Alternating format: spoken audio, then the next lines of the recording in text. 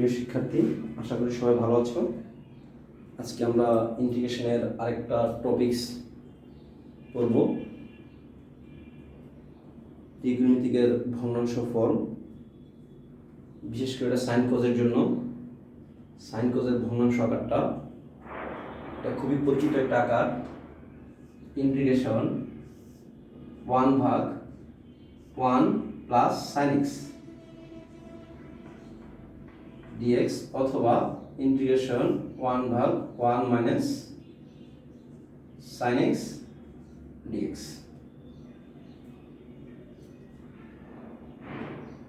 তাহলে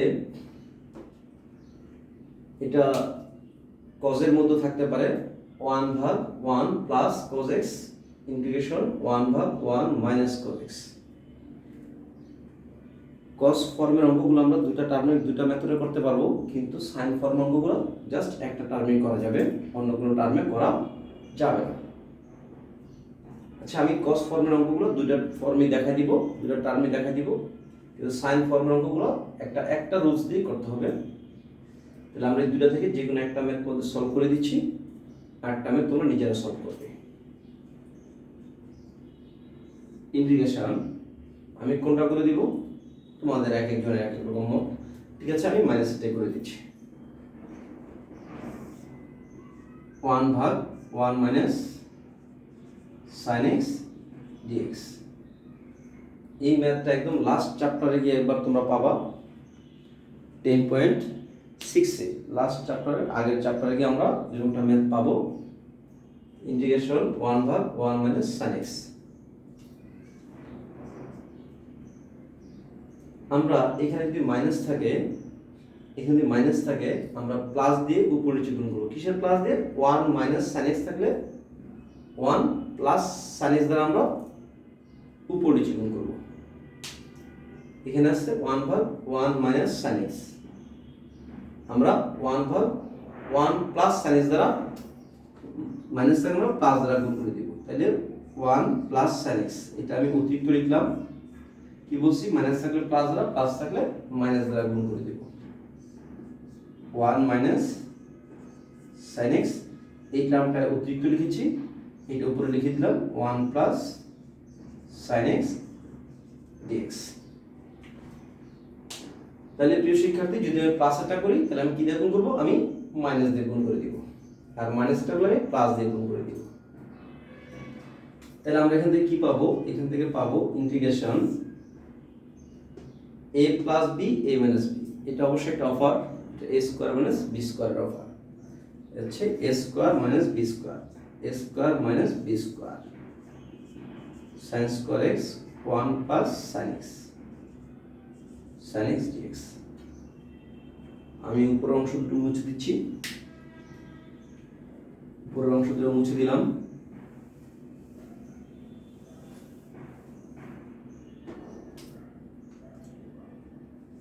তাহলে আমার নিচে হয়ে যাচ্ছে 1 minus sin square 1 minus sin square, that is cos square x integration cos square x 1 plus sin x। এটাকে আমরা যদি পার্শিয়াল করে দেই, একবার 1 ভাগ cos square x sin x ভাগ cos স্কয়ার x, দুটো অংশ যদি বিভক্ত করে ফেলি, ইন্টিগ্রেশন 1 ভাগ cos square x plus sin x ভাগ cos স্কয়ার x dx। আমরা কি পাবো? এটা 1 ভাগ cos স্কয়ার ইন্টিগ্রেশন 1 ভাগ cos স্কয়ার, এটা হয়ে গেল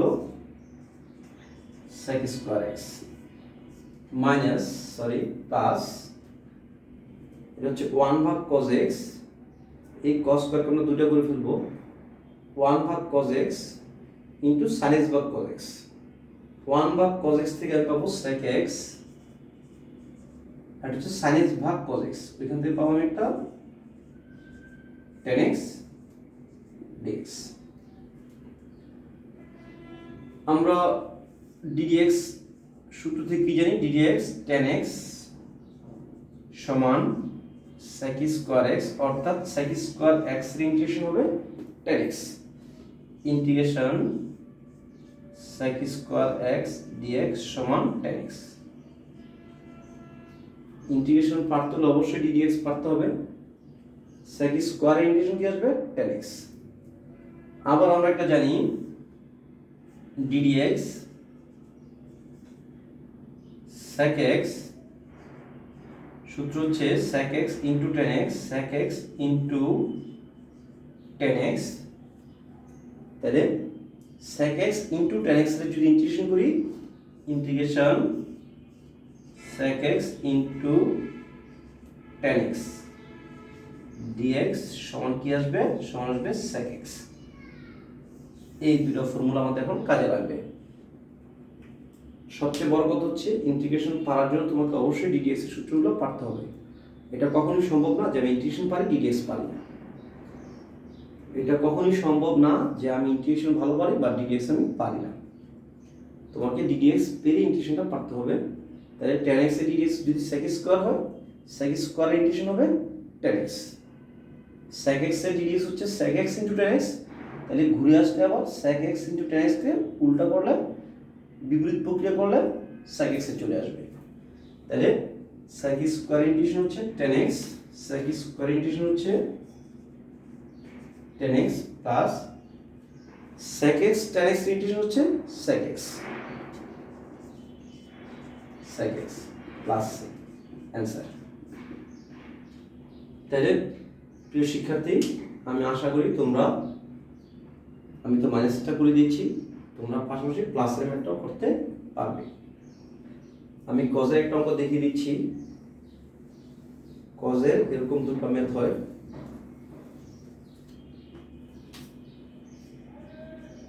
ইন্টিগ্রেশন 1/1 প্লাস cos x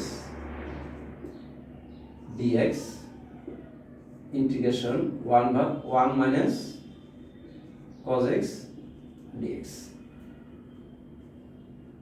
আমি চাইলে এই ম্যাথটাকেও আগের মতো করে করতে পারবো।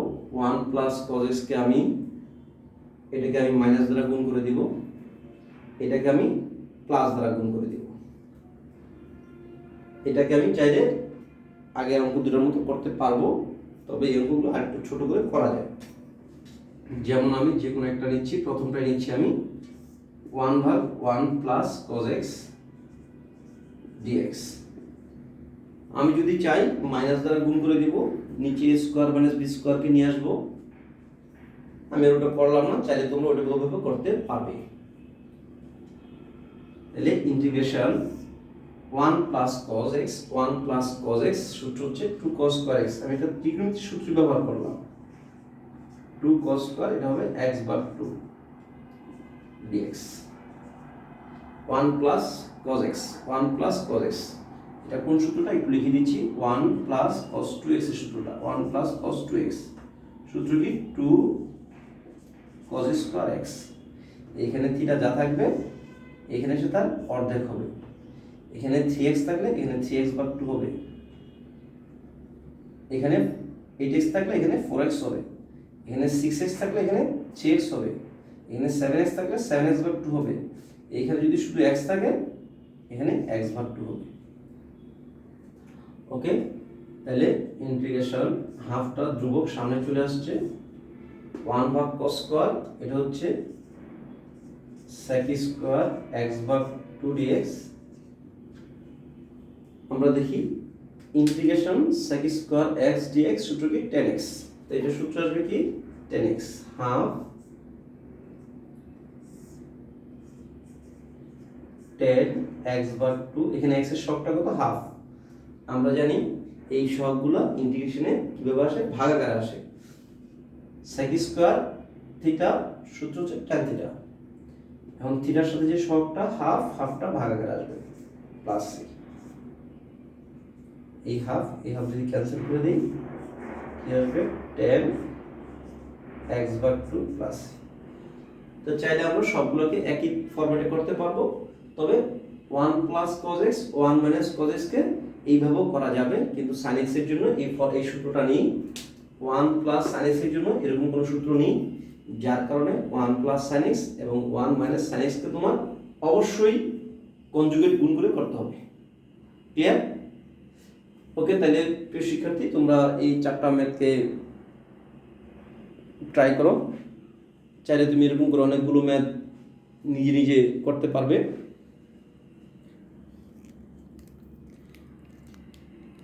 তাহলে আমরা আজকের মতো এখানেই শেষ করে দিচ্ছি। তোমরা সবাই ভালো থেকো। হ্যাঁ, আল্লাহ হাফেজ।